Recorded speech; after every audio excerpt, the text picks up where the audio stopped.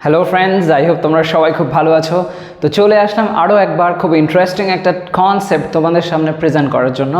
তো আজকে যে বিষয়টা নিয়ে আমি এখানে ডিসকাস করতে চলেছি, এটাও কিন্তু একই রকমভাবে তোমাদের দৈনন্দিন জীবনে যেমন অনেক কথা সহজে বলতে হেল্প করবে, ঠিক তেমনি যখন তোমরা কিছু লিখছো তখন তোমাদের লেখাগুলোকে অনেক স্ট্যান্ডার্ড করে দিতে পারে। আর সেই যে পদ্ধতিটা সেটা কি, সেটা হলো অ্যাডজেক্টিভ ক্লজের ব্যবহারে কিভাবে অনেক অনেক সেন্টেন্সেস তোমরা অনেক সহজে বানাতে পারো সেটাই। আজকে আমি এখানে এমন কিছু লাইন্স লিখেছি যেখানে দেখতে পাবো অ্যাডজেক্টিভ ক্লজ বা রিলেটিভ ক্লজের ব্যবহার হচ্ছে, কিন্তু তার পাশাপাশি অবশ্যই আরও যে আরেকটা বিষয় যেটা আমি তোমাদের সামনে যখনই এমন লাইন নিয়ে আসি তখন যে বিষয়টা আমি অ্যাকচুয়ালি তোমাদেরকে প্রেজেন্ট করতে চাই, যে প্যাসিভের ফর্মেশন, প্যাসিভ ভয়েস কিভাবে হচ্ছে লাইন্সগুলোর মধ্যে, সেই ধরনের বিষয়গুলো কিন্তু এখানে দেখতে পাবে। তো একদিকে যেমন প্যাসিভ ভয়েস, আরেকদিকে ঠিক তেমনি আমরা দেখতে পাবো যে সেখানে অ্যাডজেক্টিভ ক্লজের ব্যবহার হচ্ছে। তো ঠিক একই সাথে দুটো জিনিস আমরা এই ধরনের লাইনগুলোর মধ্যে দেখতে পাবো, এবং অবশ্যই কোথাও কোথাও অ্যাক্টিভেরও সেন্স থাকবে। তো সব মিলে মিশে অনেক কিছু বিষয় আমরা এই সমস্ত লাইনের ট্রান্সলেশনের মধ্যে দিয়ে আজকে আরও একবার বুঝে নেব। তো এসো এখানে যে লাইন্সগুলো লিখেছি সেগুলো ট্রান্সলেশন করা যাক, আর এখান থেকে কোন কোন ইম্পর্ট্যান্ট ম্যাটারগুলো আমরা এখানে খুঁজে পাচ্ছি, কোন কোন বিষয়গুলোকে জানতে পারছি, বুঝতে পারছি, সেগুলোকে ভালো করে নোটিস করে নাও। ওকে, তো এখানে প্রথম যে লাইনটা রয়েছে সেটাকে কি বলা হচ্ছে সেই লাইনে সেটা দেখা যাক। তাকে একটা কাজ দেওয়া হয়েছে যা অন্য কেউ পারে না। তাকে একটা কাজ দেওয়া হয়েছে যা অন্য কেউ পারে না।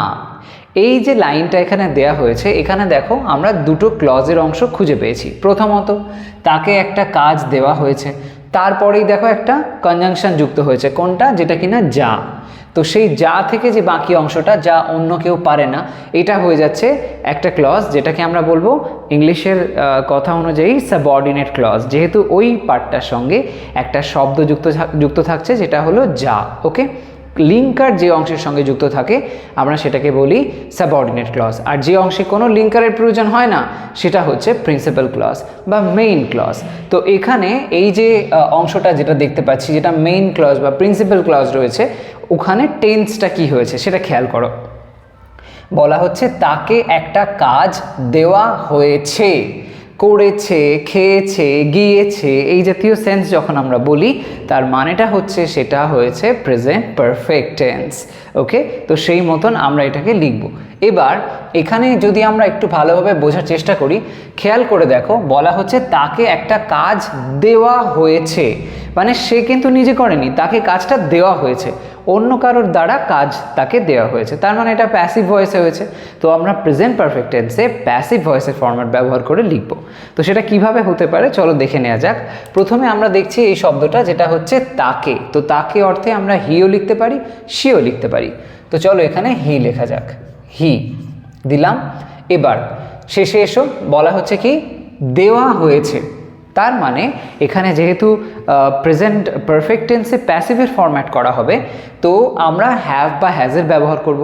হি যেহেতু সাবজেক্টের পজিশানে একটা, যদিও এটা একটা অবজেক্ট হচ্ছে, বাট সাবজেক্টের জায়গায় চলে আসে যেহেতু ভয়েস চেঞ্জ হয়ে যায়, তো সেই হি যেহেতু রয়েছে তারপরে আমরা হ্যাজ লিখব, তো সেই জন্য হি হ্যাজ দিলাম। এবার যখনই আমরা প্যাসিভ ভয়েস করব, জানবে প্রেজেন্ট পারফেক্ট টেন্সে প্যাসিভ ভয়েস মানে ওই হ্যাভ বা হ্যাজের পরে বিন এর ব্যবহার হয়। ওকে, বিন, তো সেটা এখানে লিখতে হবে, হি হ্যাজ বিন। গুলিয়ে ফেলবে না বিইং আর বিনের মধ্যে, মনে রাখবে যখন বিইং বসে তার মানে আইএনজি থাকতে হয়। বিইং শব্দটার মধ্যেও আইএনজি থাকে, আর যেটা মেইন ভার্ব হয় সেখানেও আইএনজি থাকে, তো সেই আইএনজির জন্যই বিইং বসে। কিন্তু যখন আমরা পারফেক্ট টেন্স করি, সেটা প্রেজেন্ট পারফেক্ট টেন্স হোক বা লাইক ফিউচার পারফেক্ট টেন্স হোক, বা যদি বলো যে পাস্ট পারফেক্ট টেন্স, তখন সব ক্ষেত্রগুলোতেই আমরা দেখব বিনের ব্যবহার হতে, বিইং কিন্তু আসবে না, বিন আসবে। তো এখানে বিন লিখলাম, হি হ্যাজ বিন। এবার কি দেওয়া হয়েছে, তো দেওয়া মানে কি গিভ, গিভ থেকে তার থার্ড ফর্ম করে দাও, give, gave, given. He has been given, তাকে দেওয়া হয়েছে। এই বিষয়টা হলো কি দেওয়া হয়েছে, ব্যাকে এসো, একটা কাজ, আ টাস্ক, গিভেন আ টাস্ক, তাকে একটা কাজ দেওয়া হয়েছে। এবার তারপরের অংশটা দেখো কি বলছে, যেটা হচ্ছে আমার সাবঅর্ডিনেট ক্লজ, সেটা কি যা অন্য কেউ পারে না। এমন একটা কাজ দেওয়া হয়েছে যে কাজটা অন্য কেউ করতে পারে না, তো সেরকম সেন্সে a task which অন্য কেউ পারে না। তো এমন সেন্সে অন্য কেউ অর্থে এরকমভাবে আমরা বলতে পারি যে no one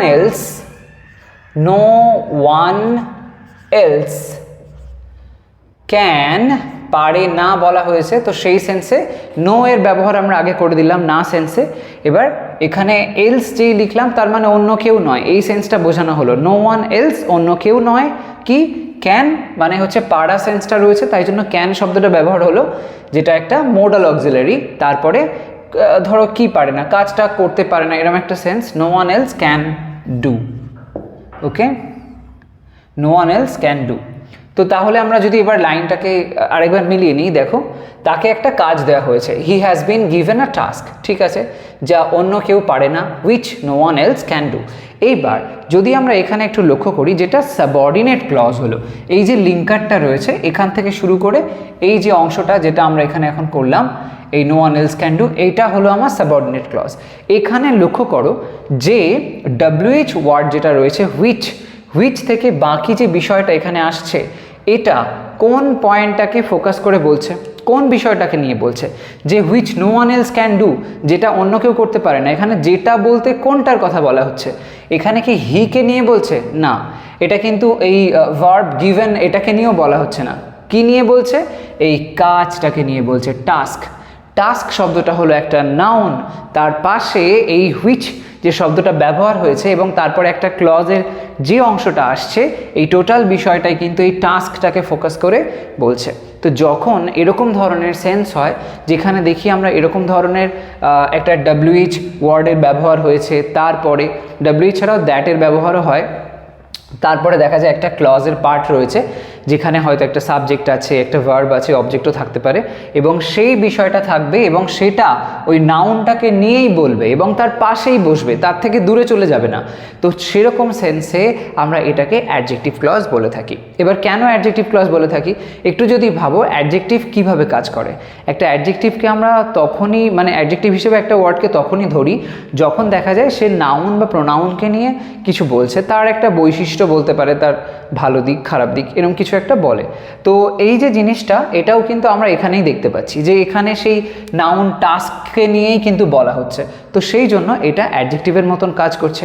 প্লাস অ্যাডজেক্টিভ ক্লজের যে আরেকটা কথা আমি একটু আগেই বললাম, নাউন যেটা হয় ঠিক নাউনের পাশেই কিন্তু অ্যাডজেক্টিভ ক্লজটা বসে, তো সেটাই আমরা এখানে দেখতে পাচ্ছি। টাস্ক রয়েছে, টাস্কের পাশেই কিন্তু হুইচ বসেছে, যে হুইচটা টাস্ককে পয়েন্ট করে ব্যবহার হয়েছে, তো সেই জন্য এটা অ্যাডজেক্টিভ ক্লজ হয়েছে বা রিলেটিভ ক্লজও এটাকে বলা হয়। যেহেতু রিলেটিভ প্রোনাউন এই হুইচ এটার ব্যবহার করে এই ক্লজ করা হয়, তাই জন্য নাম হয়েছে রিলেটিভ ক্লজ, কারণ এটি একটি সম্পর্ক স্থাপন করে। যাই হোক, পরের লাইনটিতে এসো, দেখো সেখানে কি বলা হচ্ছে। তো আমাদের ওই ঘরে নিয়ে যাওয়া হবে যেখানে একটি মিটিং করা হবে। কি বলা হলো? আমাদের ওই ঘরে নিয়ে যাওয়া হবে, আবার তারপরে কি আসছে? যেখানে একটি মিটিং করা হবে, মানে এখনো হয়নি, ফিউচার, সিম্পল ফিউচারে কথাটা বলা হচ্ছে। তো সেরকমভাবে আমরা এটা করব। চলো প্রথম অংশটায় দেখো, যেটা বলা হয়েছে আমাদের ওই ঘরে নিয়ে যাওয়া হবে, এটা আমরা ট্রান্সলেট করে ফেলি আমাদের। তো উই নিয়ে যাওয়া হবে, এখনো নিয়ে যাওয়া হয়নি এবং অন্য কেউ আছে যারা আমাদেরকে নিয়ে যাবে, আমরা নিজেরা যাব না, কিছু লোক আসবে হয়তো, তারা আমাদেরকে পথ দেখিয়ে নিয়ে যাবে, এরকম সেন্সে বলা হয়েছে। তো সেরকম সেন্সে আমাদের লেখার পরে আমরা শেষে আসব ওই অংশটার, মানে অর্থাৎ প্রিন্সিপাল ক্লজের শেষে আসব, যার সঙ্গে কোনো লিঙ্কার জোড়া নেই। এখানে এই যে নিয়ে যাওয়া হবে, এই পার্টটা আমরা শেষে দেখতে পাচ্ছি, নিয়ে যাওয়া হবে। তো সেই অর্থে যেহেতু এটা সিম্পল ফিউচার টেন্স, আমরা কি করব, সিম্পল ফিউচারের ফরম্যাটটা একটু মনে করো। সিম্পল ফিউচারে কি হয়? শ্যাল বা উইল বসে, তারপরে ভি ফার্স্ট হয় যখন অ্যাক্টিভের সেন্স থাকে। যখন আমরা প্যাসিভ করে দিই তখন কি হয়? শ্যাল বা উইল বসে, তারপরে বি আসে, তারপরে আসে ভি থার্ড, সেই জিনিসটাই আমরা এখানে করব। তো উই এর পরে উইল লিখব, লেখা গেল, তারপরে লিখব বি, উই উইল বি। এবার কি? নিয়ে যাওয়া, তো নিয়ে যাওয়া মানে টেক শব্দটা ব্যবহার করতে পারি, we will be taken, we will be taken কোথায়? ওই ঘরে, two the room, we will be taken to the room, আমাদের ওই ঘরে নিয়ে যাওয়া হবে, হলো। এবার যেখানে মানে হলো সেই ঘরে, এরকম সেন্সে, to the room where where যেখানে একটি মিটিং করা হবে, একটি মিটিং করা হবে, একই সেন্সে বলা হচ্ছে। এখানেও মিটিংটা অন্য যারা যাচ্ছে, হয়তো এখন যারা যাচ্ছে মানে আমরা, এছাড়া অন্য লোক আছে, সবাই মিলেমিশে একটা মিটিং করা হবে। তো মিটিংটা তো নিজে নিজে হবে না, মানুষদের দ্বারা হচ্ছে, তো এটাও প্যাসিভে বলা হয়েছে। একটি মিটিং করা হবে এরকম সেন্স যখন আসবে ফিউচারে, যে করা হবে, যাওয়া হবে, খাওয়া হবে, তার মানে কারোর দ্বারা হবে, এরকম সেন্সে কিন্তু আমরা ইউজুয়ালি বলে থাকি। তো সেই সেন্সে এটা লিখবো, ওয়্যার একটি মিটিং, মিটিং করা হবে, তো এরকম সেন্সে will be held, held, where a meeting will be held. We will be taken to the room where a meeting will be held. এখানে দেখো যে অংশটার সঙ্গে লিঙ্কার থাকলো সেটা কোনটা, সেটা হচ্ছে এই যে দ্বিতীয় অংশটা, where a meeting will be held. এই ওয়্যার শব্দটা হলো লিঙ্কার, এটা যুক্ত আছে বাকি অংশটার সঙ্গে। তাই জন্য এই যে হোয়ার থেকে বাকি যে পার্টটা হচ্ছে এটা হয়ে যাচ্ছে সাবঅর্ডিনেট ক্লজ। কারণ আমি তোমাদের আগেও বলেছি, যেই পার্টটা জানবে লিঙ্কার সহ যে অংশটা রয়েছে সেই অংশটাকে আমরা কোনোদিন সেন্টেন্স হিসেবে দেখতে পারি না, কিন্তু তার আগে যে অংশটা থাকে যেটা প্রিন্সিপাল ক্লজ বলছি সেটা কিন্তু নিজে একটা সেন্টেন্স হতে পারে। যেমন এখানেও লক্ষ্য করো, will be taken to the room, আমরা যদি এখানে একটা ফুল স্টপ দিয়ে দিতাম কোনো অসুবিধা ছিল না, একদম কারেক্ট। আগের লাইনের ক্ষেত্রেও তাই হয়েছে, he has been given a task, যদি এখানে একটা ফুল স্টপ দিয়ে দিতাম তাও এটা সেন্টেন্স ছিল। কিন্তু যদি আমি বলি এই which no one else can do বলে আমি যদি বলি ফুল স্টপ, এটা কোনো লজিক্যাল ফ্যাক্ট হয় না। সেই জন্য ডেফিনেটলি সাবঅর্ডিনেট ক্লজ মানে ওই পার্টটা অন্য একটা ক্লজের উপর ডিপেন্ড করে। তাই জন্য এই যে অংশটা, যে এখানে যেমন we will be taken to the room, এই ক্লজটা হচ্ছে প্রিন্সিপাল ক্লজ, যার উপরে ডিপেন্ড করে আছে ওই লিঙ্কার দেওয়া বাকি অংশটা। তো সেই জন্য এটা হচ্ছে সাবঅর্ডিনেট ক্লজ। আর এখানেও আমরা অ্যাডজেক্টিভ ক্লজের সেন্সটা দেখতে পাচ্ছি, কারণ লক্ষ্য করো এখানে শব্দটা রয়েছে রুম, রুম হলো একটা নাউন, সেই রুমকে নিয়ে কিন্তু এই যে হোয়ার শব্দটা সেটা রুমটাকে পয়েন্ট করে ব্যবহার হয়েছে। হোয়ার বলতে অন্য কোথায় এখানে বোঝানো হচ্ছে, অন্য কিছু তো এখানে চলছে না, অন্য বিষয়কে এখানে বোঝানো হচ্ছে না, শুধুমাত্র রুমকেই বলছে। কোন জায়গাটা না, রুমটা, এইটাই হচ্ছে কথা। এখানে ওয়্যার বলতে না লাইক অন্য কিছু হতেও পারে না, কারণ যেখানে মানে একটা প্লেসকে বোঝাবে সেই প্লেসটার পাশেই এখানে ওয়্যার শব্দটা ব্যবহার হয়েছে। তো সেই সেন্সে আমরা এখানে দেখতে পাচ্ছি ডাব্লিউএইচ ওয়ার্ড এই রুমকে পয়েন্ট করছে এবং তার পাশেই বসেছে এবং হয়ে যাচ্ছে ঠিক একই রকমভাবে অ্যাডজেক্টিভ ক্লজের মতন, মানে অ্যাডজেক্টিভের মতন। তো সেই জন্য এটা অ্যাডজেক্টিভ ক্লজ বলা হয় বা রিলেটিভ ক্লজ। হলো পরের লাইনটাতে এসো, দেখো সেখানে কিভাবে আমরা এই জিনিসটা বুঝতে পারি। আমায় একটি চিঠি পাঠানো হলো যেটি সুন্দরভাবে সাজানো ছিল। এখানে আমরা যদি লাইনটাকে দেখি কি ধরনের টেন্স হয়েছে, দেখো আমায় একটি চিঠি পাঠানো হলো, মানে চিঠিটা তো নিজে নিজে আসেনি, এখানেও সেম প্যাসিভের ফরম্যাট আসছে, অন্য কারোর দ্বারা কাজটা হচ্ছে। এবার এখানে বলা হয়েছে পাঠানো হলো, এরকম হলো, করলো, গেল, এই ধরনের সেন্স যখন থাকে তার মানে সেটা হয়ে যায় সিম্পল পাস্ট টেন্স। ওকে, তো এখানে সিম্পল পাস্ট টেন্স হয়েছে। এবার সিম্পল পাস্ট টেন্স আমরা কিন্তু পরেও দেখছি, সেখানে বলা হচ্ছে সুন্দরভাবে সাজানো ছিল। ছিল শব্দটা আমরা সিম্পল পাস্ট এরকম বলে থাকি, তো আমরা সেরকমভাবে এটাকে লিখবো। তো চলো এটাকে ট্রান্সলেট করা যাক। প্রথমে আমায় একটি চিঠি পাঠানো হলো, এই পার্টটা লিখবো। এবার এটা যেহেতু প্যাসিভে হয়েছে মানে পাঠানো অন্য কারোর দ্বারা হয়েছে, সেই সেন্স অনুযায়ী আমরা সিম্পল পাস্টের প্যাসিভ করব।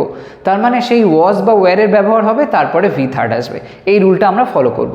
তো আমায় একটি চিঠি পাঠানো হলো, তো আমায় সেন্সে আই ওয়াজ, যেই লিখলাম আই তারপরে ওয়াজ দিলাম এবং শেষেই যে পাঠানো হলো এই বিষয়টা লিখবো। পাঠানো মানে সেন্ড করা, তো সেন্ড থেকে হয়ে যাবে sent. I was sent, I was sent কি, ব্যাকে এসো, একটি চিঠি, a letter, I was sent a letter, যেটি হুইচ, যেটি কি সুন্দরভাবে সাজানো ছিল, সুন্দরভাবে সাজানো ছিল। তো হুইচ সেন্সটা দিয়ে দিলাম, এটাই সাবজেক্ট হিসেবে কাজ করে যাবে।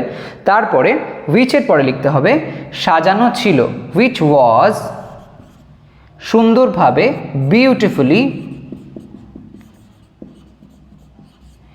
বিউটিফুলি ডিজাইনড, সাজানো সেন্সে ডিজাইনড হতে পারে, ডেকোরেটেডও হতে পারে। Okay, I was sent a letter, তবে ডেকোরেটেডটা এখানে ঠিক যাচ্ছে না, ডিজাইনটা ভালো লাগছে। যাই হোক, I was sent a letter which was beautifully designed. তাহলে এখানে এই যে হুইচ যেটা ব্যবহার হয়েছে এটাও আমরা দেখতে পাচ্ছি এই লেটারকে নিয়ে বলছে, এই লেটারটা ডিজাইন করা ছিল সুন্দরভাবে, এরকমভাবে বলা হয়েছে। তো এই হুইচ শব্দটা লেটারকে পয়েন্ট করছে। এখানে তোমরা হুইচও দিতে পারো, এখানে তোমরা দ্যাটের ব্যবহারও কিন্তু করতে পারো। ওকে, তাতেও কোনো ভুল হবে না।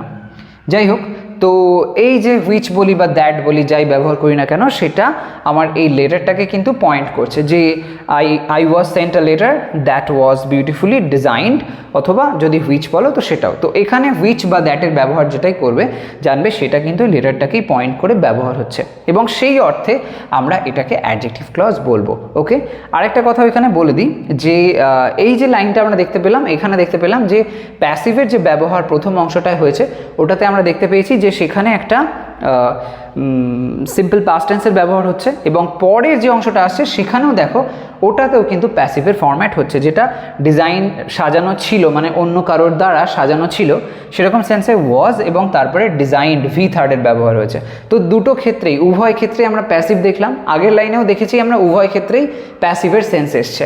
এখানে হয়েছিল উইল বি টেকেন, তারপরে সেকেন্ড যে পার্টটা ছিল যেটা কিনা সাবঅর্ডিনেট ক্লজ হলো, সেখানেও আ মিটিং উইল বি হেল্ড, তার মানে প্যাসিভ হয়েছে। এখানেও কিন্তু একই রকমভাবে প্যাসিভ আমরা দু জায়গায় দেখতে পেলাম, I was sent a letter আর তারপরে হুইচ ওয়াজ বিউটিফুলি ডিজাইনড হলো।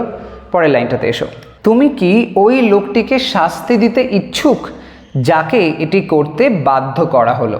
একটি প্রশ্ন করা হয়েছে, ইয়েস নো কোয়েশ্চেন হয়েছে, অর্থাৎ যার উত্তরটা হ্যাঁ বা নায় দেওয়া সম্ভব। তো এখানে যে অংশটা আমি বললাম, এই প্রথম অংশটাকে আরেকবার খেয়াল করো, কি বলা হচ্ছে, তুমি কি ওই লোকটিকে শাস্তি দিতে ইচ্ছুক যাকে এটি করতে বাধ্য করা হলো। তো প্রথম অংশটা আমার এইটা, যে তুমি কি ওই লোকটিকে শাস্তি দিতে ইচ্ছুক, এইটা হলো বিষয়টা। তারপরে এই যে যাকে বলে যেটা বলা হচ্ছে, এটা আমার এখানে দেখতে পাচ্ছি যাকে শব্দটা আছে মানে ওটা লিঙ্কার, তো সেরকমভাবে আমরা করব। তো প্রথমে যে পার্টটা আছে, যেহেতু তুমি কি আছে সেই মতন লিখতে হবে, অর্থাৎ প্রশ্নের ফরম্যাটে লিখতে হবে। এখন আগে তো আমার টেন্সটা বুঝতে হবে, তাহলে টেন্সটা এখানে আমি কি বুঝতে পারছি, যদি খেয়াল করি এখানে যেভাবে কথাটা বলা হচ্ছে যে তুমি কি ওই লোকটিকে শাস্তি দিতে ইচ্ছুক, এরকম সেন্সে আমরা একটা মোডাল অক্সিলারি তার সাথে একটা ফ্রেজের ব্যবহার করে এটাকে বলতে পারি। অর্থাৎ এটা এমন একটা সেন্স যেটা আমরা খুব কমনলি দৈনন্দিন জীবনে এই ধরনের কথা বলে থাকি। যখন আমরা কাউকে কোনো কিছু একটা এরকম ধরনের আর কি প্রেফারেন্সের কথা জিজ্ঞেস করি যে তুমি কি চাইছো এরকম একটা অর্থে, তখন সেক্ষেত্রে উড ইউ লাইক টু এই কথাটা আমরা ব্যবহার করে থাকি, সেটা আমরা কিন্তু এখানে এই ধরনের সেন্সে অ্যাপ্লাই করতে পারি। তো এখানে যদি সেরকমভাবে লিখি, তুমি কি ওই লোকটিকে শাস্তি দিতে ইচ্ছুক, তো উড ইউ লাইক টু, মানে তুমি কি চাও, তুমি কি ইচ্ছুক, এরকমভাবে বলা হলো।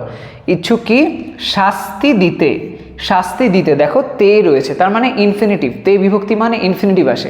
আমি তোমাদেরকে অনেক আগেও মানে বারবার এই কথাটা বলেছি, তো সেই সেন্সটাই এখানে আমরা দেখতে পাচ্ছি। তো এখানে শাস্তি দেওয়া মানে punish, would you like to punish, লেখা যাক পানিশ। তারপর এবার কি দেখো ব্যাকে এসো, বলা হচ্ছে ওই লোকটিকে, তার মানে the man, would you like to punish the man, the man যাকে এটি করতে বাধ্য করা হলো। কোনো একটা কাজ সে হয়তো করেছে, এবং যে কাজটা সে করেছে সেটা সে হয়তো স্বইচ্ছায় করেনি, বাধ্য করা হয়েছে। এখানে বাধ্য তো অন্যের দ্বারা হয়েছে, নিজে নিজে কেউ কী করে হতে পারে। তো এই সেন্সে আমরা এটা প্যাসিভে করব। আর ফরম্যাটটা দেখো যেটা এখানে অ্যাপ্লাই হবে টেন্সের উপরে ডিপেন্ড করে, সেটা কি বাধ্য করা হলো। সিম্পল পাস্ট টেন্সে আমরা এরকম ধরনের কথা বলি, তো সেই জন্য আমরা এটা সিম্পল পাস্টে প্যাসিভের ফরম্যাটে ফেলবো। তো সেই অর্থে ওয়াজ বা ওয়্যার তারপরে ভি থার্ডের ব্যবহার হবে। তো সেই জন্য দ্য ম্যান হু, যাকে এটি করতে বাধ্য করা হলো, হু ওয়াজ ফোর্সড, বাধ্য করা মানে ফোর্স করা হয়েছিল, কি জন্য, কি মানে কি অর্থে বাধ্য করা হলো, এটি করতে, এখানেও দেখো করতে বলা হয়েছে, তার মানে তে বিভক্তি, তো ইনফিনিটিভ করতে হবে। হু ওয়াজ ফোর্সড টু ডু, এটি সেন্সে ইট একটা জিজ্ঞাসা চিহ্ন হবে যেহেতু প্রশ্নবোধক লাইন আছে। তো চলো এবার দেখে নাও যে তুমি কি ওই লোকটিকে শাস্তি দিতে ইচ্ছুক, would you like to punish the man যাকে এটি করতে বাধ্য করা হলো, who was forced to do it. এখানে দেখো এই যে who was forced to do it, এই যে পার্টটা রয়েছে এটা এই হু দিয়ে বলা হয়েছে, এ কাকে বলছে বা হু শব্দটা কার জন্য বসেছে, হু হু শব্দটা এখানে ম্যানের জন্য বসেছে। হু কিন্তু এখানে ইউকে নিয়ে বলেনি, হু বলেছে লোকটাকে নিয়ে, যার কথা এখানে কিন্তু বলা হচ্ছে, হু ওয়াজ ফোর্সড টু ডু ইট। তো এই জন্য এখানেও কিন্তু ওই হু শব্দটা যেহেতু ম্যানকে নিয়ে বলছে এবং ওর পাশেই বসেছে, সেই অর্থে এটাও হয়ে যাচ্ছে অ্যাডজেক্টিভ ক্লজ বা রিলেটিভ ক্লজ, যেরকমটা তোমরা আগে দেখলে। এবং সেই জন্য প্রথমে যে অংশটা would you like to punish the man, এই যে পার্টটা দাঁড়াচ্ছে এটা হয়ে যাচ্ছে প্রিন্সিপাল ক্লজ, আর বাকি পার্টটা ডাব্লিউএইচ ওয়ার্ড থেকে শুরু করে ইট পর্যন্ত এটা হয়ে যাচ্ছে সাবঅর্ডিনেট ক্লজ। ওকে, বাট যেটা কিনা ডিপেন্ড করছে। পরের অংশটা এসো, দেখো সেই পরের লাইনটা কি বলা হচ্ছে। সে মিস্টার দত্তকে চিনত যার ছেলেকে ওই অর্থ দিয়ে পুরস্কৃত করা হলো। তো একটা সিম্পল লাইন বলা হয়েছে আরও একবার, যে সে মিস্টার দত্তকে চিনত, সে মিস্টার দত্তকে চিনত যার ছেলেকে ওই অর্থ দিয়ে পুরস্কৃত করা হলো। তো এবার এখানে সে মিস্টার দত্তকে চিনত যেটা বলা হয়েছে, এটা আমরা ট্রান্সলেট করব। তো কোন ফর্মে করব? দেখো বলা হচ্ছে চিন্ত, তো এরকম সেন্সে আমরা এটা সিম্পল পাস্টের ফরম্যাটে কিন্তু লিখতে পারি। এবার এটা অ্যাক্টিভেই রয়েছে, কারণ সে চিন্ত, চেনা হয় তার দ্বারা, এরকম টাইপের কিছু ব্যাপার স্যাপার নেই।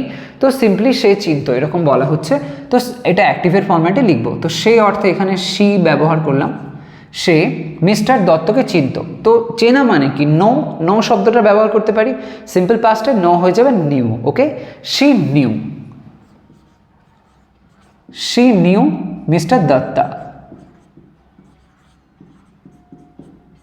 শি নিউ মিস্টার দত্তা, সে মিস্টার দত্তাকে চিনত যার ছেলেকে। এবার যার ছেলেকে মানে কি? হুজ মানে হলো যার। She knew mister Dutta whose, যার ছেলেকে, সান, হুজ সান, ওই অর্থ দিয়ে পুরস্কৃত করা হলো, অন্যের দ্বারা পুরস্কৃত করা হলো। জাজেসরা ছিল, তারা হয়তো কিছু ব্যাপার স্যাপার হয়েছে তাতে পুরস্কৃত করেছে, সে যাই হোক, মানে অন্যের দ্বারা হয়েছে, এটাই হচ্ছে আসল ম্যাটার। তো সেই জন্য প্যাসিভ ভয়েসে করতে হবে। আবার লাইনটাও দেখো যেভাবে বলা হচ্ছে পুরস্কৃত করা হলো, তার মানে সিম্পল পাস্ট টেন্স। তো সিম্পল পাস্ট টেন্স আবার প্যাসিভ ভয়েস, তো সেই অর্ডার অনুযায়ী ওয়াজ বা ওয়্যার এবং তারপরে আসবে ভি থার্ড, সেই রুলে আমরা করব।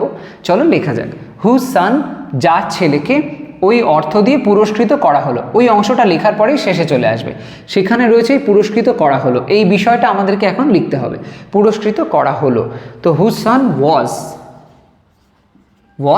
পুরস্কৃত করা যখন অর্থ দিয়ে হয় সেক্ষেত্রে আমরা রিওয়ার্ড এটার ব্যবহার করতে পারি। হু ওয়াজ রিওয়ার্ডেড মেবি কোনো অ্যাক্টিভিটি কিছু একটা করেছে খুব গ্রেট লেভেলের, যার জন্য তাকে রিওয়ার্ড দেওয়া হচ্ছে। যাই হোক, হুজ সান ওয়াজ রিওয়ার্ডেড, ওই অর্থ দিয়ে, রিওয়ার্ডেড উইথ দ্য মানি। ওকে, অর্থ দিয়ে অর্থে আমরা এখানে উইথের ব্যবহার করলাম। মনে রাখবে উইথ যে প্রেপোজিশনটা সেটা খুব কমনলি দুটো অর্থে ব্যবহার হয়, একটা হচ্ছে দিয়ে সেন্সে, কোনো কিছু দিয়ে কিছু করা হচ্ছে এরকম একটা অর্থে দিয়ে অর্থে আমরা উইথের ব্যবহার করি, আর একটা সঙ্গে বা সাথে অর্থে। যখন প্রেপোজিশন তোমরা করবে তখন সেক্ষেত্রে উইথের কোনো সেন্স আসলে মনে রাখবে যে এই দুটো ক্ষেত্রে খুব কমনলি উইথের ব্যবহার হয়। যাই হোক, তো এখানে আমরা কি দেখতে পাচ্ছি যে she knew mister Dutta whose son was rewarded with the money. তো এখানে এই যে হুজ সান, এই হুজ শব্দটা কাকে পয়েন্ট করে বলছে? এই শব্দটা এই মিস্টার দত্তকে পয়েন্ট করে বলছে এবং তার পাশেই বসেছে। তো রিলেটিভ ক্লজ বা অ্যাডজেক্টিভ ক্লজের মতন এটাও কিন্তু কাজ করছে এবং মিস্টার দত্তেরই তার যে ছেলে তাকে নিয়ে বলা হয়েছে। তো এই অর্থে মিস্টার দত্তেরই একটা পার্ট বলা যেতে পারে। তো সেরকম অর্থে মিস্টার দত্তকে বা দত্তার ফ্যামিলিকে কেন্দ্র করি, যদি আমরা দত্তকে না চিনতাম তাহলে তার ছেলের ব্যাপারটা কিন্তু বুঝতে পারতাম না। মিস্টার দত্তের কথাটা আগে বলা হয়েছে, সেই পয়েন্টে আমরা মনে রাখতে পারছি, তাহলে মিস্টার দত্তের সঙ্গে রিলেট করে পরের যে অংশটা সেটা রয়েছে। তো সেই জন্য এটাও কিন্তু অ্যাডজেক্টিভের মতনই কাজ করছে, বাকি অংশটাও। এবং এই হুজটা মেইনলি এটা দত্তাকে পয়েন্ট করে ব্যবহার হয়েছে, তো সেই জন্য অ্যাডজেক্টিভের মতন কাজ করলো। তো এই অর্থে সে নিউ মিস্টার দত্তা, এটা হলো প্রিন্সিপাল ক্লজ, আর তারপরে বাকি অংশটা হলো সাবঅর্ডিনেট ক্লজ এবং অ্যাডজেক্টিভ ক্লজ সম্পন্ন হলো। আর প্যাসিভ ভয়েসেরও ব্যবহার দেখলাম যে হুজ সান ওয়াজ রিওয়ার্ডেড, তো প্যাসিভ হলো। পরের লাইনটা, আমি তোমার চোখে না তাকিয়ে পারি না যাতে শান্তি পাওয়া যায়। খুব ইন্টারেস্টিংভাবে লেখা হয়েছে লাইনটা। তো আমি তোমার চোখে না তাকিয়ে পারি না যাতে শান্তি পাওয়া যায়, এই কথাটা খুব সুন্দর লাগছে শুনতে। এই ধরনের লাইন তোমরা যদি কাউকে বলতে চাও, এখানে যে ট্রান্সলেশন হবে সেই মতন ওয়েতে বলো। যাই হোক, আমি তোমার চোখে না তাকিয়ে পারি না, সাবজেক্ট আছে কি আমি, তো আমি লেখা যাক আই। যখন জানবে, এখানে একটা খুব ইন্টারেস্টিং কনসেপ্ট আমি অ্যাকচুয়ালি ডিসকাস করতে চলেছি। যখন জানবে এরকম ধরনের কথা আমরা বলি যে না তাকিয়ে পারি না, না করে এই কাজটা না করে হয় না, বা লাইক তোমার সাথে না গিয়ে পারি না, এই ধরনের ব্যাপারগুলো, বা খুশি না হয়ে পারি না, এই ধরনের ওয়েতে যখন আমরা বলি, তখন সেই সেন্সগুলোতে আমরা একটা নির্দিষ্ট ফরম্যাট ইউজ করে থাকি। এখানে সেই ফরম্যাটটাই আমি তোমাদেরকে বলতে চলেছি। বলা হচ্ছে আমি তোমার চোখে না তাকিয়ে পারি না, এরকম ধরনের সেন্সে। দেখো, যেহেতু পারি শব্দটা এসছে, তার মানে ক্যানের ব্যবহার তো হবে। এবার এটা আমরা কিভাবে করতে পারি, দেখো, আই ক্যানট, প্রথমে পারি না সেন্সটা লিখতে হবে। আই ক্যানট লিখলাম, তারপরে কি করবে, একটা বাট জুড়ে দেবে। আই ক্যানট বাট, যেই দিলাম আই ক্যানট বাট, তারপরে কি লিখবো, তোমার চোখে না তাকিয়ে, এই না সেন্সটা কিন্তু চলে এসছে আই ক্যানট বাট। এই আই ক্যানট বাট মানে হচ্ছে কোনো একটা কাজ না করে পারি না, সেই সেন্সটা এখান থেকে বোঝানো হচ্ছে। I cannot but look, look তোমার চোখে, তো লুক ইনটু ইয়োর আইজ, এর মানেটা হলো আমি তোমার চোখে না তাকিয়ে পারি না। তো যখন এরমভাবে কথা বলবে যে ধরো আমি খুশি না হয়ে পারি না, I cannot but be glad, এরকমভাবে বলতে হবে। মানে বাট বি বললাম কেন, কারণ এখানে যেমন দেখো বাটের পরে ভি ফার্স্ট আছে, সেরকম বাটের পরে একটা ভার্ব আনতে হয়, তো সেটা তোমাকে দিতে হবে। তাই জন্য I cannot but go there, আমি ওখানে না গিয়ে পারি না। I cannot but help you, আমি তোমায় সাহায্য না করে পারি না। এরকমভাবে এটা বলতে পারো। আবার এটা অন্য আরেকভাবেও বলা যায়, সেটা হচ্ছে যদি আমি এখানে বাটের ব্যবহার না করি, সেখানে আমি হেল্প ইউজ করে ওটা করতে পারি। সেক্ষেত্রে হেল্পের পরে আইএনজি ফর্ম, আরেকটা ভার্বের আইএনজি ফর্ম ব্যবহার করতে হবে, মানে V4 ইউজ করতে হবে হেল্পের পর। তো সেই সেন্সে I cannot help looking into your eyes, এরকমভাবেও আমরা এটা বলতে পারি।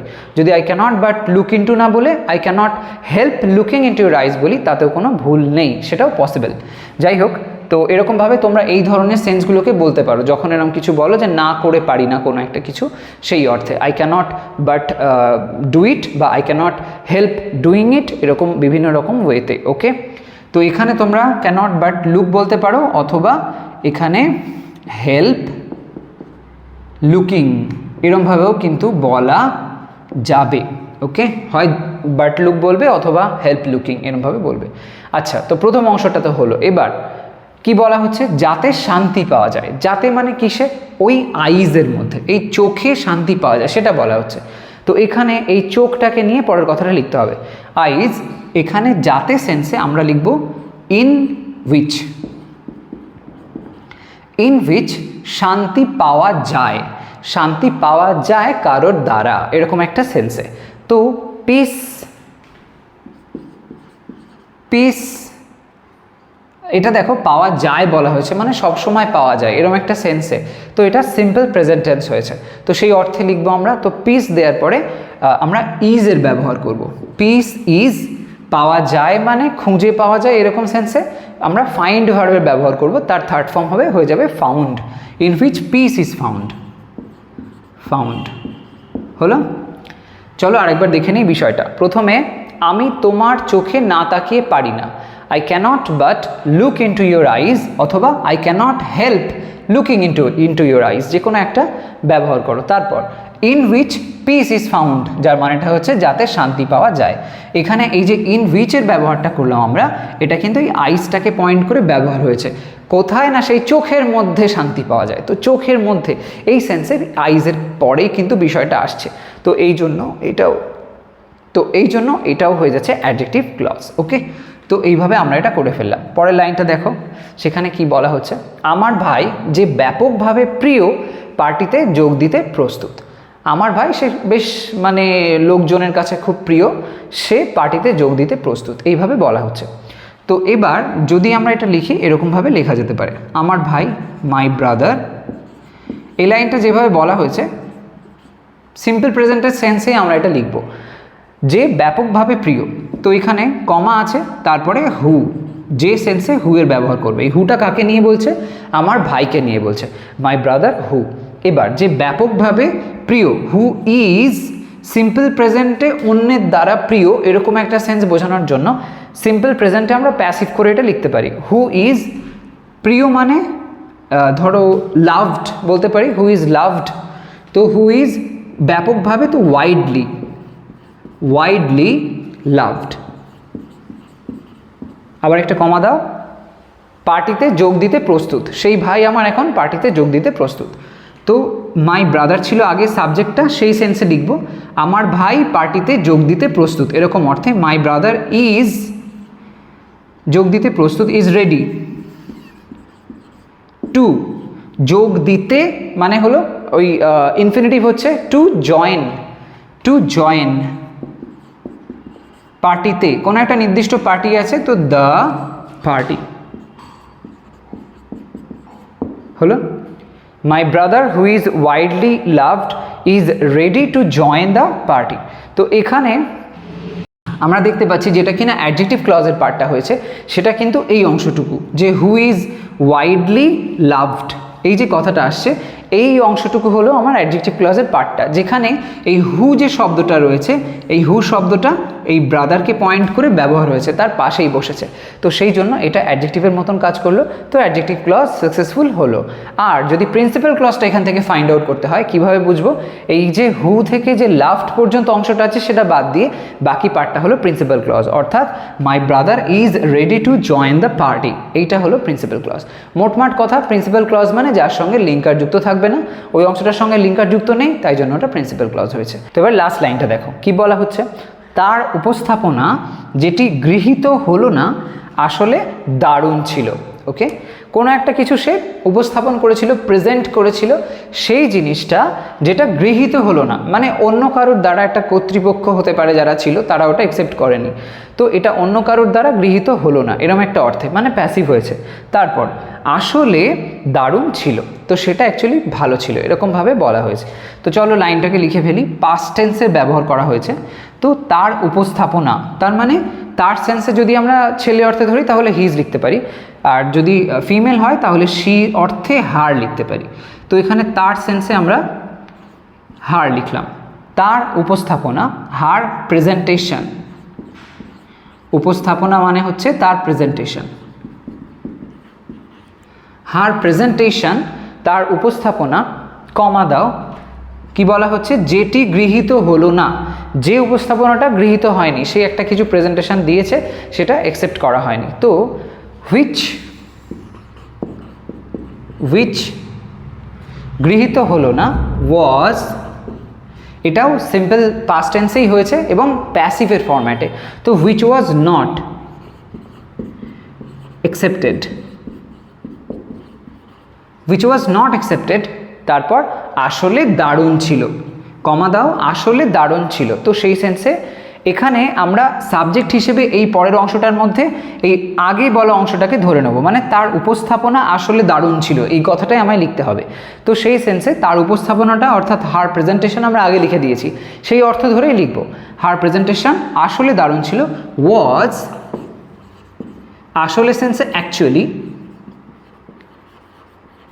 ওয়াজ অ্যাকচুয়ালি দারুণ ছিল, তো ছিল অর্থতে ওয়াজ ব্যবহার করলাম, দারুণ অর্থে অসাম বলা যায়, ওয়াজ অ্যাকচুয়ালি অসাম, বাট তাও অ্যাকসেপ্ট হয়নি, কোনো একটা ব্যাপার আছে, যাই হোক।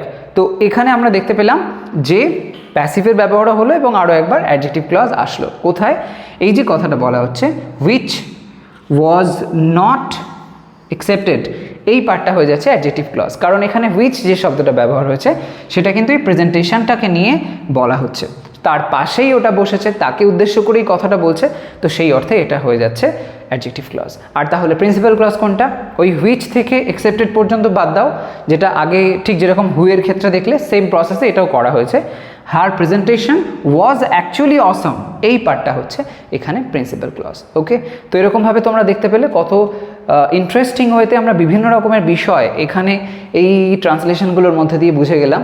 তোমাদের যদি কোথাও কোনো কনফিউশন থেকে থাকে আমাকে কমেন্ট সেকশানে ডেফিনেটলি জানিও। আর এই ধরনের বিভিন্ন রকমের লাইনস নিজেরাও বানিয়ে প্র্যাকটিস করতে থাকো। আর এই ভিডিওটাকে যদি পছন্দ হয়ে থাকে তাহলে একটা লাইক করতে ভুলো না, শেয়ার করো সবার মধ্যে। আর চ্যানেলটাকে এখনও সাবস্ক্রাইব না করে থাকলে ডেফিনেটলি করে নাও, কারণ এমন ধরনের ইনফরমেটিভ ভিডিওস তোমরা আমার চ্যানেল থেকে পেতেই থাকবে। তো আজ তবে আসি, তোমরা সবাই ভালো থাকো, সুস্থ থাকো। নেক্সট ভিডিওতে চলে আসবো আরও একটা ইন্টারেস্টিং টপিক নিয়ে ডিসকাস করার জন্য। বাই।